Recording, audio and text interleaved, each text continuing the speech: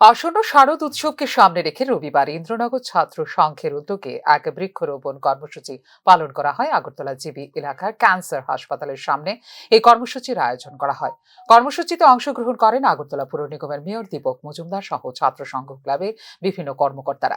বৃক্ষরোপণ কর্মসূচিতে বক্তব্য রাখতে গিয়ে মেয়র দীপক মজুমদার বলেছেন যে মূলত প্রধানমন্ত্রী সমস্ত ভারতবাসী ও রাজ্যবাসীর কাছে আবেদন রেখেছিলেন বৃক্ষরোপণ করার জন্য, তাই তার আবেদনে সাড়া দিয়ে ও পরিবেশের ভারসাম্য রক্ষার দিকে নজর রেখে রাজ্যের বিভিন্ন জায়গায় এই ধরনের বৃক্ষরোপণ কর্মসূচি পালন করা হচ্ছে। পরিবেশের ভারসাম্য রক্ষা করার ক্ষেত্রে আমাদের দেশের প্রধানমন্ত্রী নরেন্দ্র মোদীজি এবং আমাদের রাজ্য সরকার মাননীয় মুখ্যমন্ত্রী ডক্টর মানুষও সারা দেশবাসী সারা রাজ্যবাসীর কাছে আবেদন রেখেছেন বৃক্ষরোপণ করার জন্য। বিশেষ করে প্রধানমন্ত্রী নিজে বলেছেন এক পেড় মা কে নাম।